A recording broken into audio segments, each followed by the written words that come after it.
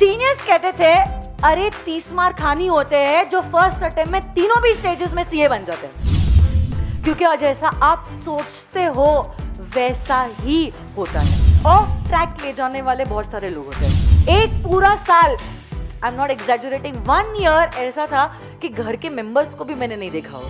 But मैं एक चीज कह लेती हूँ, अगर आप क्लियर नहीं हुए ना, जितने कॉल्स आपको बर्थडे के दिन नहीं आए उतने रिजल्ट के दिन पक्का आने वाले हैं।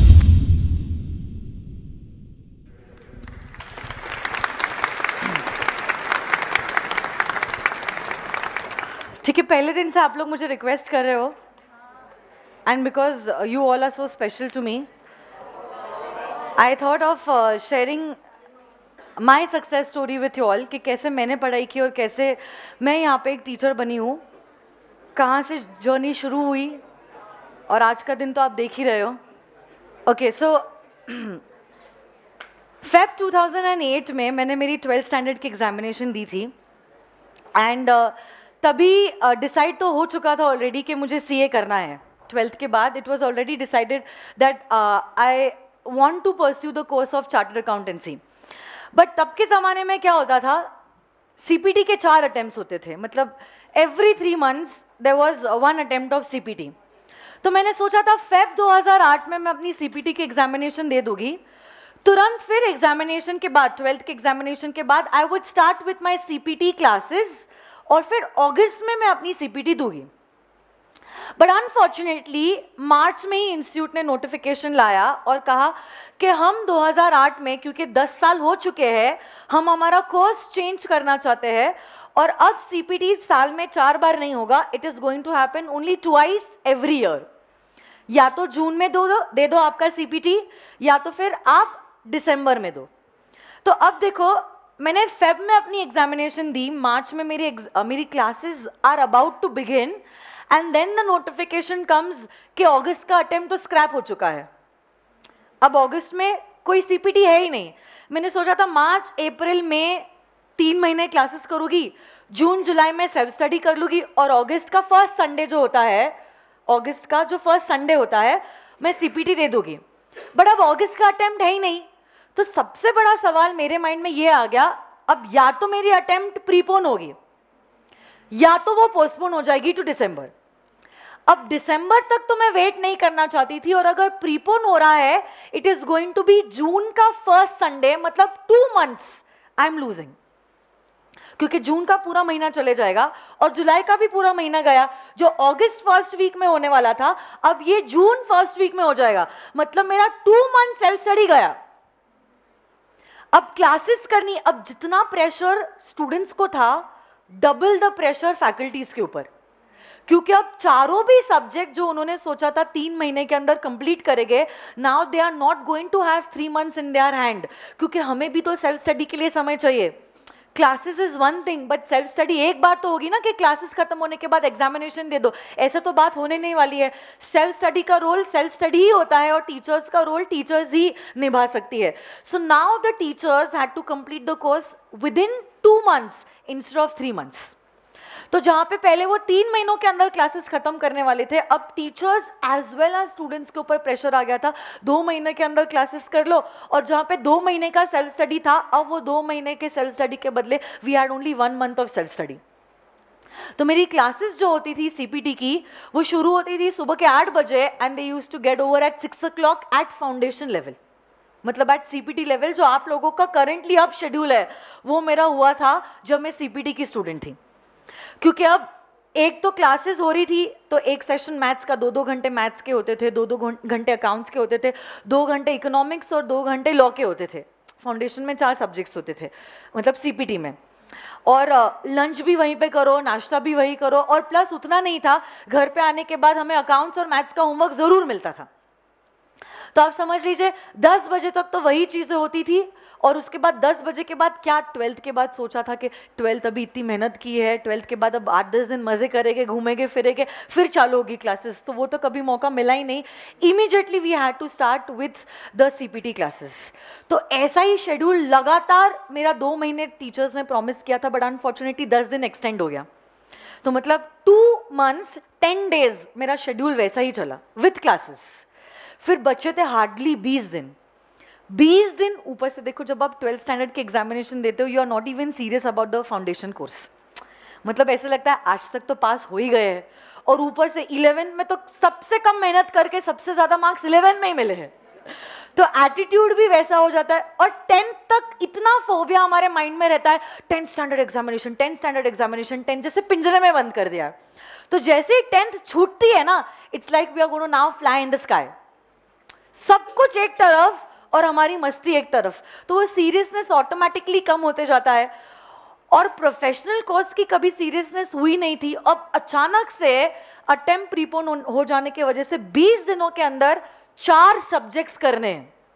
देखो इतना आसान नहीं है, 2 महीने में अगर बोलो 4 सब्जेक्ट्स, इट इज ईजी. देखो अभी हमें सीपीटी ईजी लगता है, बट उस स्टेज में हमारी कितनी वाट लगी थी वो हमें पता है. ऑब्वियसली क्लियर होने के बाद everything is easy. 9th standard कितना डिफिकल्ट लगता था जब 9th में थे, अब लगता है छी क्या चिल्लर है 9th standard. But that time, that age and that circumstances और इतने distractions, it is too difficult to control all these things and sit and study. But fortunately 20 days मैंने बहुत अच्छे से पढ़ाई की, full मेरा attention दिया. Around 12 hours, 13 hours I used to study. कभी लाइब्रेरी पता नहीं जमी नहीं मुझे, मैं घर पे ही हमेशा पढ़ती थी. तो ऐसे करके मैंने मेरी सीपीटी की examination the, and fortunately CPT was for 200 marks. 100 marks में पहले में आपका अकाउंट्स और लॉ होता था 60 and 40, और सेकंड पेपर जो होता था that was 50-50 maths and economics. तो ऐसे करके आपके 4 पेपर्स 2 पेपर्स में डिवाइड होते थे. I scored 158 marks out of 200 in my CPT examination. अब देखो सीपीटी की एग्जामिनेशन मैंने दी, सीपीटी की एग्जामिनेशन में I scored 158 out of 200 in my June 2008 attempt. तब क्या होता था, तब होता था पीसीसी.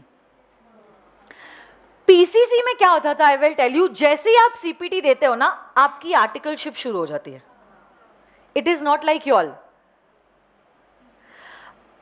आर्टिकलशिप 1.5 साल की होती है, और उसी के बाद आप पीपीसी मतलब पीसीसी के लिए एलिजिबल होते हो. जैसे ही आपका पीसीसी हो जाता है, another 1.5 year is your articleship and then you are eligible for CA final examination. मतलब सीपीटी के बाद तुरंत your articleship will begin. तो देखो क्योंकि मैं पीसीसी की स्टूडेंट थी, जैसे मेरा सीपीटी हो गया ना, क्या हो गया, मेरी आर्टिकलशिप चालू हो गई. तभी इंस्टीट्यूट ने और एक बॉम्ब फोड़ा, बोला अब ये पीसीसी का लास्ट अटेम्प्ट है. पीसीसी अब कन्वर्ट हो जाएगा इनटू आईपीसीसी, जिसमें आईपीसीसी में क्या होता था, आप सीपीटी दो, 1 साल के बाद आईपीसीसी दो, और उसके बाद 3 साल की आर्टिकलशिप. बट जो बच्चा ओल्ड कोर्स का है ना, मतलब मैं ओल्ड कोर्स की हूं, वो अगर चाहे वो न्यू कोर्स के लिए रजिस्टर कर सकता है. मतलब अब पीसीसी का बच्चा आईपीसीसी के लिए रजिस्टर कर सकता है. मतलब आपसे जो 1 साल सीनियर हो गए ना, वो बच्चों को ओल्ड से न्यू कोर्स शिफ्ट करने का मौका मिला होगा. तो वैसे मेरे पास अभी ऑप्शन हो गया कि अगर मैं चाहूं, what I can do is I can convert from PCC to IPCC. ये 2008 में ये नोटिफिकेशन आया. और अगर मैं पीसीसी टू आईपीसीसी कन्वर्ट करती हूं, अब मेरा अटेम्प्ट 1.5 साल बाद नहीं, 1 साल बाद ही हो जाएगा, क्योंकि आईपीसीसी आपके सीपीटी के 1 साल बाद है, बट पीसीसी जो था वो 1.5 साल बाद था. बट अब मैंने तो पीसीसी टू आईपीसीसी कन्वर्ट करवा लिया ना, तो पीसीसी टू आईपीसीसी कन्वर्ट करवाने के वजह से मेरे लिए एडवांटेज क्या हो गया, not after 1.5 year, but after 1 year of my CPT I could give my IPCC. But problem ये था, माई आर्टिकलशिप वुड कंटिन्यू. तब आईपीसीसी में जरूर आ गई, इसका मतलब अब ये नहीं आईपीसीसी के बाद आर्टिकलशिप शुरू होगी, पीसीसी पैटर्न में ही मेरी आर्टिकलशिप शुरू हो गई. So that I have to continue now with after 1 year my attempt of IPCC being due. मतलब अब आप सोचो, साल भर में जैसे आप ये दे रहे हो ना आपकी इंटरमीडिएट की एग्जामिनेशन, वैसे ही साल भर बाद मैंने अपना आईपीसीसी दिया. बट आप में और मुझ में बहुत फर्क है, आप दे रहे हो विदाउट आर्टिकलशिप, मैं दे रही हूं विद आर्टिकलशिप. अब आप सोचो ये प्रेशर आपसे हैंडल नहीं होता है तो मेरी क्या हालत हुई होगी. आर्टिकलशिप मतलब आप सोचो इतने सस्ते में और कौन एम्प्लॉय मिलेगा। तो बॉस के तो मजे हो गए। मेरी office morning 11 to evening 6, but office में जाने के पहले सुबह एक क्लास और ऑफिस से आने के बाद एक क्लास। सुबह होती थी सारे फैकल्टीज की ऑल द प्रैक्टिकल सब्जेक्ट की क्लासेस, और शाम में होती थी सारे थ्योरेटिकल सब्जेक्ट। सारे थ्योरेटिकल सब्जेक्ट्स मतलब लॉ है, ऑडिट है, ITSM था हमें, EISSM आपको, हमें था ITSM, वो होता था शाम में। संडे के दिन वॉज द ओनली डे जब ऑफिस में छुट्टी होती थी, and Sunday was the only day जहाँ पे फैकल्टीज को एक्स्ट्रा क्लासेस का समय मिलता था, क्योंकि वो दिन वो एक्स्ट्रा क्लासेस ले सकते थे। Other than those days, for the faculties it was not possible because every student had their office. मतलब आप सोचो, morning my classes used to begin at 6:45 to 9:15. फिर उसके बाद 9:15 के बाद 11 o'clock ऑफिस होता था, तो नाश्ता करके directly we had to rush to office. Office होता था टिल इवनिंग 6, और evening classes were from 6:45 to 8:45। 2 घंटे की थ्योरेटिकल पेपर्स कि जो भी क्लासेस होते थे वो शाम में होते थे। साल भर ऐसे ही निकल गया, साल भर। घर से मैं निकलती थी अराउंड 6:30 के आसपास, फिर टिफिन मम्मा भेज देती थी, लंच भी ऑफिस में ही करती थी, फिर वापस से नाश्ता करती थी, ऑफिस से निकलते वक्त शाम में क्लासेस करती थी, और घर पे मैं पहुंचती थी 9 o'clock के आसपास। प्रैक्टिकल पेपर्स, अकाउंट्स होता था, एडवांस अकाउंट्स होता था, FM होता था और कॉस्टिंग होता था। टैक्स के फैकल्टीज यूजुअली होमवर्क नहीं देते थे, तो ये 4 सब्जेक्ट्स की अगर सुबह क्लासेस होती थी उनका होमवर्क भी करना होता था। पूरा साल भर ऐसा ही गया। और जब मैं IPCC में थी, मेरा भाई जो था वो 11th स्टैंडर्ड में था। मतलब मैं जब घर से निकलती थी वो तो सोया हुआ रहता था, और जब मैं घर पे आती थी वो दोस्तों के साथ घूमने निकलने के लिए बाहर जाता था। संडे के दिन भी एक्स्ट्रा दिन भर क्लासेस होती थी, तो संडे के दिन भी मिलना नहीं होता था। एक पूरा साल, आई एम नॉट एग्जैजुरेटिंग, 1 year ऐसा था कि घर के मेंबर्स को भी मैंने नहीं देखा होगा। इतना हेक्टिक शेड्यूल होता था। दिवाली में भी hardly we used to get 3 to 4 days off, क्योंकि तब फैकल्टीज को एक लौता मौका मिल जाता था एक्स्ट्रा क्लासेस लेने का, क्योंकि तब ऑफिस में छुट्टी होती थी 10 दिन की, 15 दिन की, तो वो समय had to be utilized by the faculties, क्योंकि उसके अलावा they had no other time. तो अगर छुट्टी मिली है, हमें पता है वो क्लासेस में ही जाने वाली है। सेल्फ स्टडी के लिए hardly I got 2 months, hardly. अब आप सोचो, मेरा अटेम्प्ट जो है that is in November 2009, IPCC का। नवंबर 2009 में मेरे को दोनों ग्रुप्स देने हैं। तब दोनों ग्रुप्स में, पहले ग्रुप में 4 पेपर्स होते थे और दूसरे ग्रुप में 3 पेपर्स होते थे। IPCC की मैं बात कर रही हूँ, क्योंकि पहले ग्रुप में सबसे पहला पेपर होता था अकाउंट्स, फिर लॉ होता था, and that time costing and FM 50-50 marks का एक ही पेपर था, और एक पेपर होता था tax including both direct as well as indirect taxation, 50-50 marks. तो इनडायरेक्ट टैक्स में से वैट और सर्विस टैक्स था, और डायरेक्ट टैक्स में was the income tax act with the 5 heads। Group 2 में 3 पेपर्स होते थे। First was advanced accounts, second paper was audit, and the third paper was IT and SM। तो ऐसे करके पहले ग्रुप में हमें थे 400 मार्क्स और सेकेंड ग्रुप में थे 300 मार्क्स।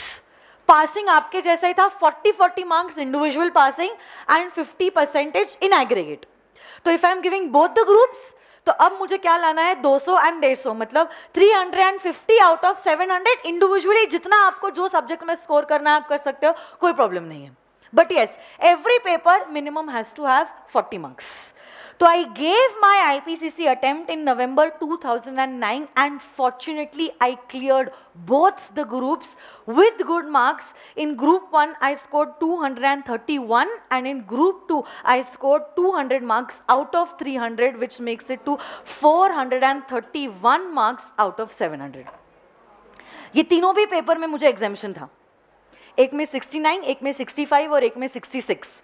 और यहाँ पे ग्रुप 1 में I had 79 marks in accounts and I had 60 marks in law. हाँ, ये दोनों पेपर्स में कुछ कम मार्क्स मिले थे। Tax was my weakest subject.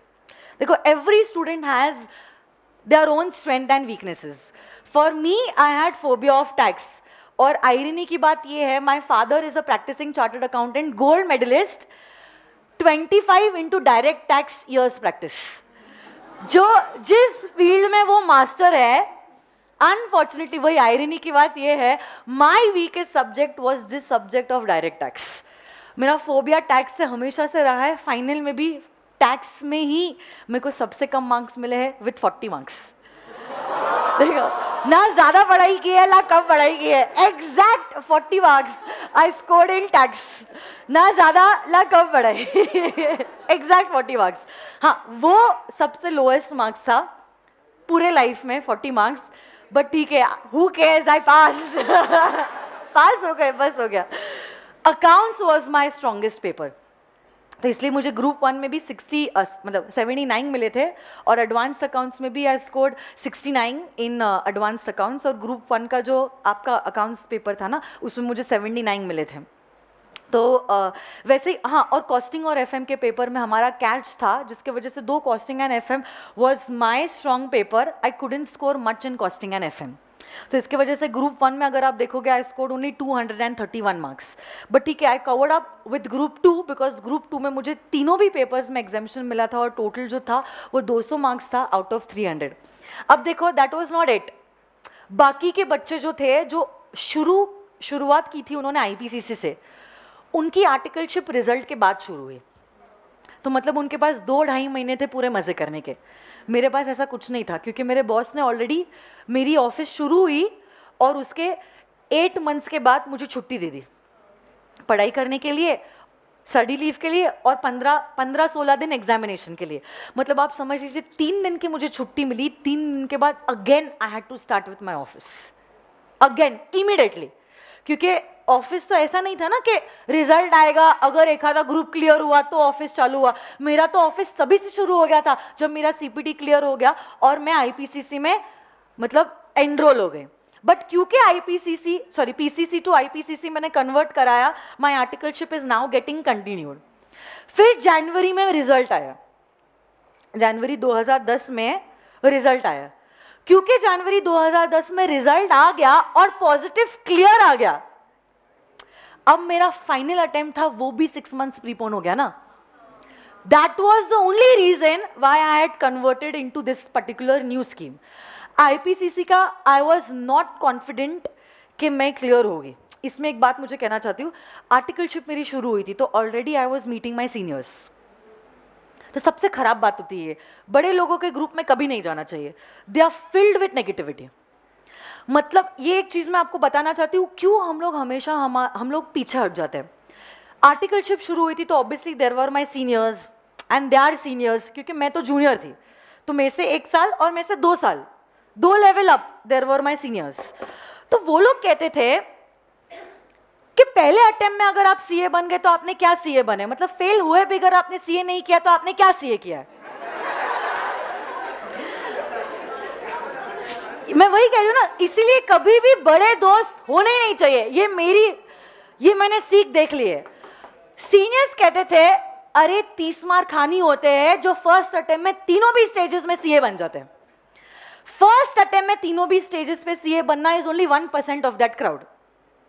देखो जरूर रिजल्ट आता होगा 10%, बट वो 10% कुछ सीपीटी में फेल हुए, कुछ आईपीसीसी में फेल हुए, कुछ फाइनल के 2 अटेम्प्ट, तीसरे अटेम्प्ट, मतलब 30 मार्क खान आपको होना पड़ेगा अगर आपको तीनों भी स्टेजेस में फर्स्ट अटेम्प्ट में क्लियर करना है। This is nothing but this is share negativity.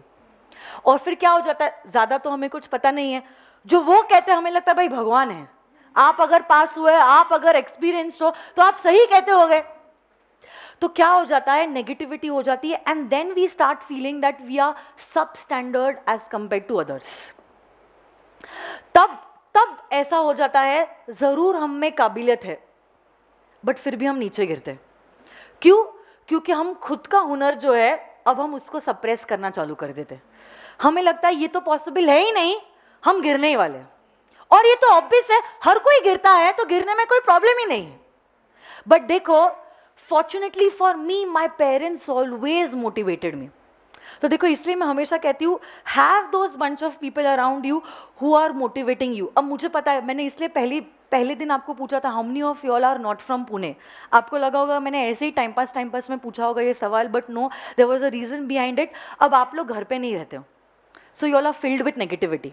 मैं चाहती थी अगर आपके पेरेंट्स नहीं तो एटलीस्ट मैं आपको हर स्टेज पे मोटिवेट करती रहूँ, आपको गाइड करती रहूँ, आपको बोलती रहूँ, क्योंकि ऑफ ट्रैक ले जाने वाले बहुत सारे लोग होते हैं, बट ऑन ट्रैक ले जाने वाले वो कुछ लोग होते हैं जो मैं बनना चाहती थी आपके लाइफ में। इसलिए आपने देखा भी होगा 15-15, 20-20 दिन में थोड़ा थोड़ा हल्का हल्का डोज मैं आपको दिया ही करती थी। Why? Because this positivity is necessary. You all are filled with negativity around you all and inside you all. Fortunately for me, my parents were the motivating factor. वो हमेशा मुझे पॉजिटिविटी से फिल करते रहते थे, जिसके वजह से फिर मुझे लगा नहीं यार, वो हो गए 30 मार्क हार, मैं भी तो कुछ कम नहीं हूं, मैं भी अटेम्प्ट क्लियर कर दूंगी तीनों भी स्टेजेस में, वो भी फर्स्ट टाइम में। तो वो पॉजिटिविटी होने की वजह से मैंने सोचा कि हो जाएगा, और हुआ। उसी एटीट्यूड की वजह से अगर मैं सोचती ना मैं सब स्टैंडर्ड हूं, शायद से मैं सब स्टैंडर्ड ही रह जाती, क्योंकि जैसा आप सोचते हो वैसा ही होता है। अगर आप नीची सोच रखोगे आपके साथ गलती होगा। आप देखना कभी भी जो लोग हमेशा रोते रहते हैं ना, उनके साथ हमेशा गलती होता है। आप देखना वो जिंदगी भर रोते ही रहेंगे, क्योंकि they are filled with negativity. फिर जो अच्छा भी होगा ना उन्हें दिखाई नहीं देगा, क्योंकि उन्हें बुरा ही दिखाई दे रहा है। So always have that positive attitude. आपका कैलिबर जज करने के लिए उनकी कोई औकात नहीं है। वो कौन है आपको सर्टिफिकेट देने वाले कि आप फर्स्ट अटेम्प्ट में क्लियर हो गए या सेकंड अटेम्प्ट में क्लियर हो गए? वो कौन है स्टैंडर्ड आपका सेट करने वाले? आपने अपने आप को देखा है, आपसे ज्यादा आपको और कोई नहीं जान सकता है। तो दूसरा क्या कह रहा है या दूसरा क्या बोल रहा है या कोर्स कैसा है, उससे आप अपने आप को जज मत करो। आप भी कर सकते हो, आप क्यों नहीं कर सकते हो? एक चीज बताओ, आज तक क्या आपको कभी लगा है कि ये कोर्स कितना डिफिकल्ट है, मुझे समझ में नहीं आया, मैम ने या सर ने क्या एक्सप्लेन किया? कुछ भी नहीं। There is nothing difficult in this course. सिर्फ एक ही सबसे बड़ा चैलेंज है, and that is time factor. इस टाइम फैक्टर को अगर आपने ओवरकम कर लिया, it is 100% guaranteed that you all are going to clear this examination in the first attempt. Second और third क्यों चाहिए? फर्स्ट अटेम्प्ट में आप क्लियर कर सकते हो। फिर देखो क्या हुआ, मेरी articleship is getting continued, and then my CA final attempt is due in November 2011। November 2011 में मैंने सीए फाइनल का अटेम्प्ट दिया। I gave both the groups. इसमें भी क्या हुआ मैं आपको बताती हूँ।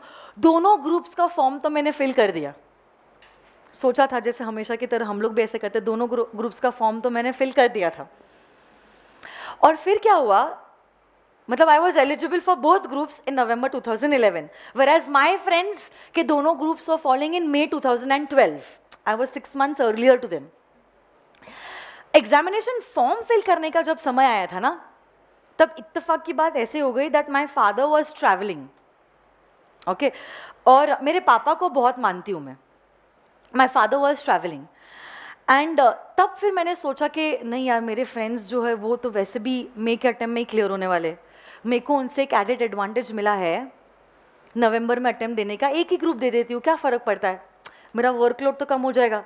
फिर दूसरा ग्रुप उनके साथ क्लियर होके वैसे भी मैं उनके साथ ही रहूँगी ना, मैं उनके पीछे नहीं जाने वाली, उल्टा मुझे दोनों ग्रुप्स अलग अलग देने का मौका मिल रहा है without being behind them, being with them I am getting an opportunity to give दोनों ग्रुप्स अलग अलग। तो ऐसे सोचा मैंने, 15 दिन के लिए पापा बाहर गए थे, ही वॉज इन यूरोप, तो एक ग्रुप का मैंने फॉर्म फिल भी कर दिया, बट सबमिट करने के पहले फॉर्चुनेटली ही came back, and my friends also, actually मेरे कुछ फ्रेंड्स थे, close group of friends, then they told me कि तूने जब सीपीटी दिया था और ये कोर्स में कन्वर्ट कराया था, तभी तुझे पता था कि तेरा अटेम्प्ट दोनों ग्रुप्स का नवंबर 11 में ड्यू होने वाला है। इतनी मेहनत तूने यहाँ तक की, इतने समय तक यू नो तूने अपने आप को होल्ड किया, थोड़े से के लिए तू क्यों पीछे जा रही है? थोड़े से के लिए इतना, अब कितने महीने की बात है, 2 महीने की तो बात है, एग्जामिनेशन 2 महीने पे ड्यू है, नवंबर में 2 महीने हो जाएंगे, फिर सोचेंगे ना, देखते ग्रुप अच्छा नहीं गया, रिजल्ट क्लियर नहीं आया, तब मई में देने का और एक मौका है ना, अभी तो क्यों पीछे हट रही है? और फिर पापा ने जबरदस्ती 2 ग्रुप के फॉर्म्स भरवाए, बोले कि देखेंगे, फेल हुए तो भी हम कुछ नहीं बोलेंगे, तो टेंशन मत ले, बट तू दे दोनों ग्रुप्स। फिर मैंने दिए दोनों ग्रुप्स। अब जब टैक्स की पढ़ाई में करी थी, डायरेक्ट टैक्स की, I told you, direct tax का इतना फोबिया था, फिर मैंने पापा को बोला कि क्लासेस तो मेरी कुछ ढंग से हुई नहीं थी, क्योंकि मेरी देखो अब मैं सीनियर हो गई थी आर्टिकलशिप में, तो जो जुलाई का सीजन था, जो सितंबर का सीजन था, that time I had to wait because now the juniors were not aware about how returns are to be filed, और मैं अगर सीनियर हूँ तो मेरे ऊपर रिस्पॉन्सिबिलिटी है. I couldn't do my classes properly, क्योंकि अब मुझे ऑफिस को ज़्यादा प्रायोरिटी देनी थी, क्योंकि मेरे हाथों में मेरे क्लाइंट का काम था. तो मेरे क्लाइंट के फाइल को कॉम्प्रोमाइज करते हुआ I couldn't give priority to the classes. तो क्लासेस मेरी पूरी कॉम्प्रोमाइज हो गई because of the September season. और देखो नवंबर में अटेम्प्ट है, सितंबर तक मेरी क्लासेस चालू है, मैं ऑफिस में हूँ, मेरी क्लासेस भी ठीक से नहीं हो रही, क्योंकि डीटी और आईडीटी की क्लासेस आप लास्ट में रखते हो, उसमें अमेंडमेंट्स बहुत आते हैं. I couldn't do my direct taxes की क्लासेस प्रॉपरली. एग्जामिनेशन के एक दिन पहले फिर मैं पापा को बोल रही हूँ, पापा आप बैठो मेरे साथ और आप पढ़ाई करो. फिर पापा बैठे, फिर भी पूरी रात पापा मेरे साथ जगे थे, 3 बजे तक जगे थे, फिर भी मैं 6 बजे तक पढ़ रही थी. And then 6 o'clock I slept and I told him please wake me up at 9 o'clock. 9 o'clock I got up in the day of the examination. कुछ चीज़ें अभी भी बाकी थी, रेट से रिलेटेड, फिर ना असेसमेंट से रिलेटेड, वो सब सीए फाइनल में है. रेट से रिलेटेड एक सवाल मैं और पापा साथ में बैठ के कर रहे थे, और तभी पापा को क्या हो गया, किसी का कॉल आ गया कि रेड कब की जा सकती है, कौन सा समय आपके घर पे एंटर कर सकते हो. ओके तो वो सिर्फ समय आया और पापा फ़ोन कॉल पे चले गए, और मैंने जैसे हर बच्चा करता है ना, अभी पापा चले गए, चलो टर्न द पेजेस. तो मैंने पेजेस टर्न कर लिए, चलो हो जाएगा. चीट करते ना हम लोग हमारे पेरेंट्स को कि हो जाएगा कंप्लीट करना है, 2 बजे तो पेपर है, 9 बज गई ऑलरेडी. तो पापा ने कुछ 8-10 मिनट फ़ोन कॉल अटेंड किया, आया और बोला कि ये सब पढ़ लिया क्या तूने.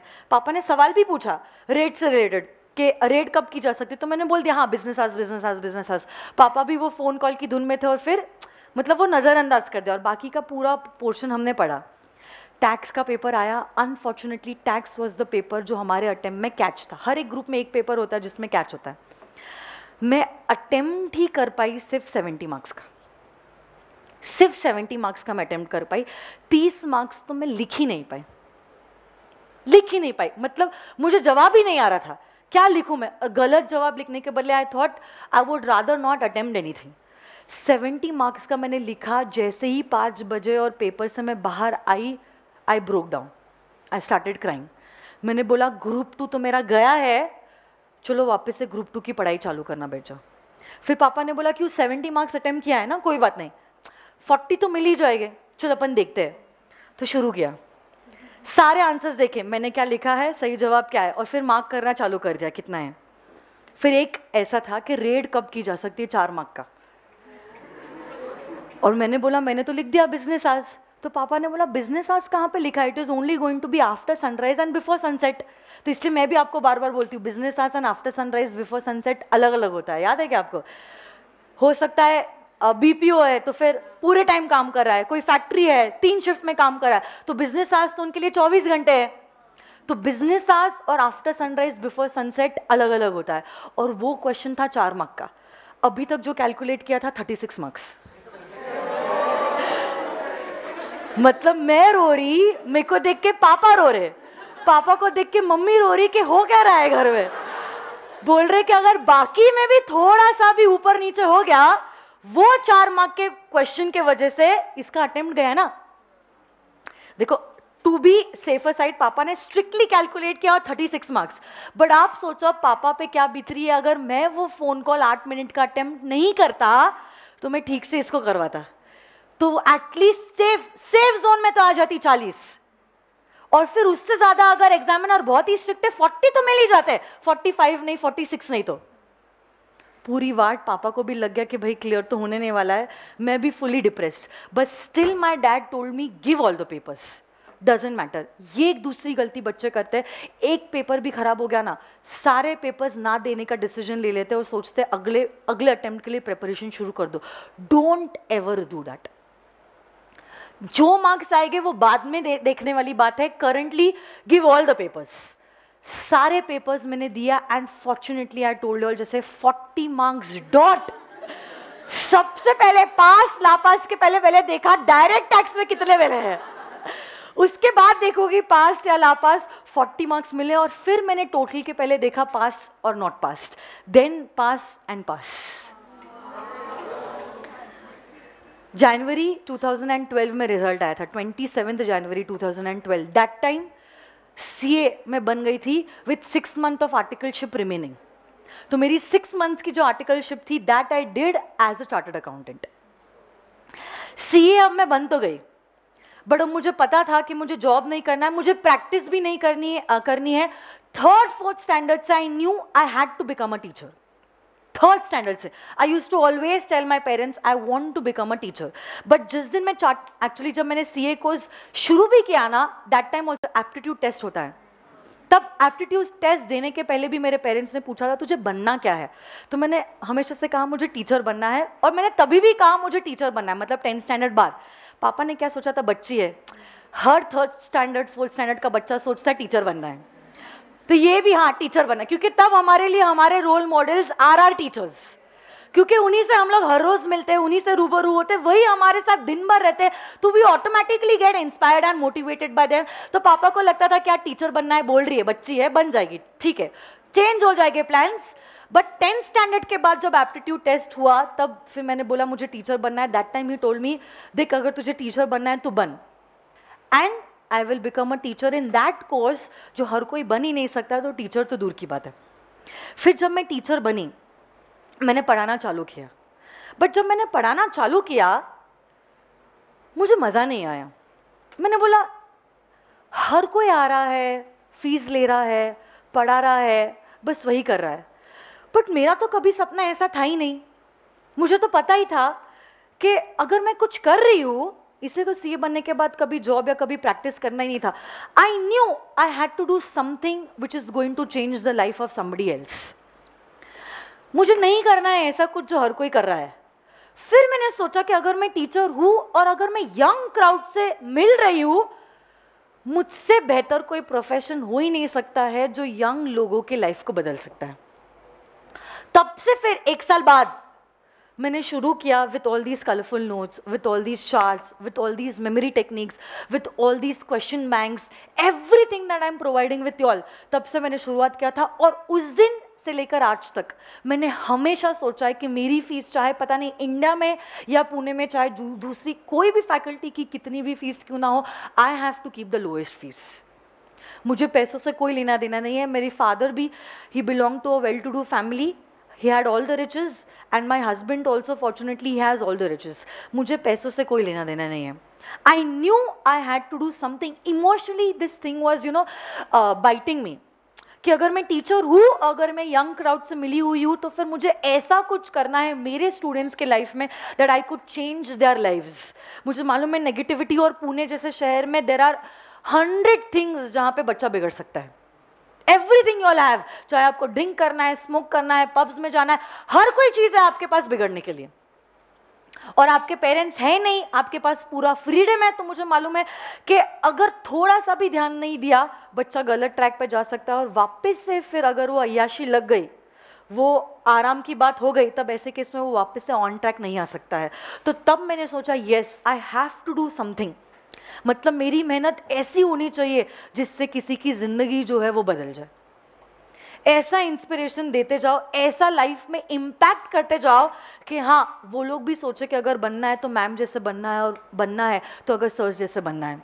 तो इसलिए अगर आप देखोगे everything what ever I am doing for all, lowest fees आप देख लेना. अगर आपको लग रहा है मैं झूठ बोल रही हूँ, आज ही आप कंपेयर कर देना बाकी फैकल्टीज पुणे में, उनकी फीस क्या है और मेरी फीस क्या है, वो क्या दे रहे हैं और मैं क्या ले रही हूँ. बस फिर क्या, वो एक दिन था और आज का एक दिन है जहाँ पे अब मैं आपके सामने खड़ी हूँ. और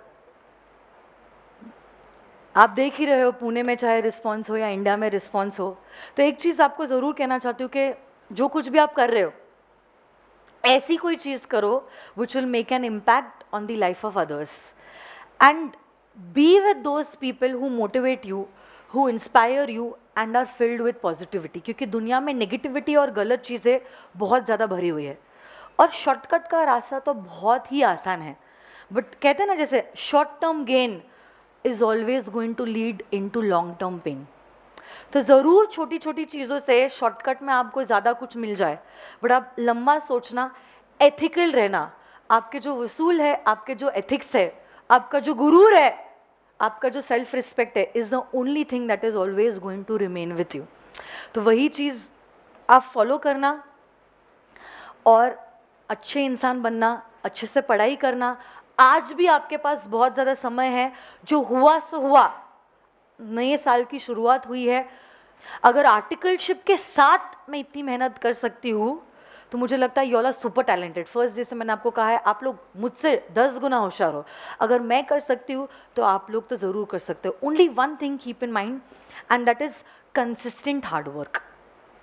Consistently if you are working hard for these 6 to 7 months, believe me, ये 6 to 7 months अगर आपने मेहनत कर ली, 3 साल है रे आपको तो आर्टिकलशिप और CA फाइनल के लिए, आपके लाइफ में तो मज़े ही मज़े। पूरी आर्टिकलशिप आप अय्याशी में निकाल सकते हो, मज़े में निकाल सकते हो। जाओ ना फिर हर सैटरडे नाइट, हर संडे आप मज़े करो। आजकल तो फैकल्टी संडेज भी नहीं लेते क्लासेस। फाइनल की लेवल की बात कर रही हूँ मैं, आप लोगों का कैसे 1 साल में करना है, इसलिए फाइनल में nobody takes at on Sundays. You all will only have 1 class at a time. Evenings are free for all. हर शाम घूमो, हर सैटरडे नाइट मनाओ, हर संडे आप घूमो, हर संडे 10 बजे 11 बजे उठो, कोई आपको कुछ नहीं कहने वाला है। बट मैं एक चीज़ कह लेती हूँ, अगर आप क्लियर नहीं हुए ना, जितने कॉल्स आपको बर्थडे के दिन नहीं आए उतने रिजल्ट के दिन पक्का आने वाले हैं। उसमें सबसे पहले कॉल तो आपके रिलेटिव्स, ये पक्की गारंटी मैं आपको कहती हूँ, उनसे ज्यादा हरामी कोई नहीं है। आप सोचोगे मैम है क्या बोल रही है, ऐसी भाषा इस्तेमाल करिए, but this is the truth. Friends एक बार आपके साथ दे गए, बट वो इतने हरामी होते हैं, और उसमें अगर उनका बच्चा वही एग्जामिनेशन दिया और क्लियर हुआ है, बस हो गया सत्यानाश। और आजकल तो व्हाट्सएप है, व्हाट्सएप में family groups, we are a family, हम साथ साथ है। कुछ साथ साथ नहीं है, सब लोग अपनी औकात पे आ जाते हैं। तो ये मौका अगर आप दे रहे हो, आप समझ लो आप कह रहे हो आ बैल मुझे मार। अपने हाथों से उनको आपके बारे में और आपके फैमिली के बारे में जज करने के लिए कोई मौका आपको नहीं देना है। अगर आप चीट कर रहे हो तो उनको नहीं कर रहे हो, आप समझ लेना आप खुद को चीट कर रहे हो। जिंदगी में खुद को चीट कभी मत करना। बाकी आप होशियार तो हो ही, आप तो जानते ही हो क्या आपका फ़ायदा है किसमें और किसमें आपका नुकसान है ना। सो बस यही कहना था मुझे। Stay inspired and stay blessed. All the very best. Thank you very much.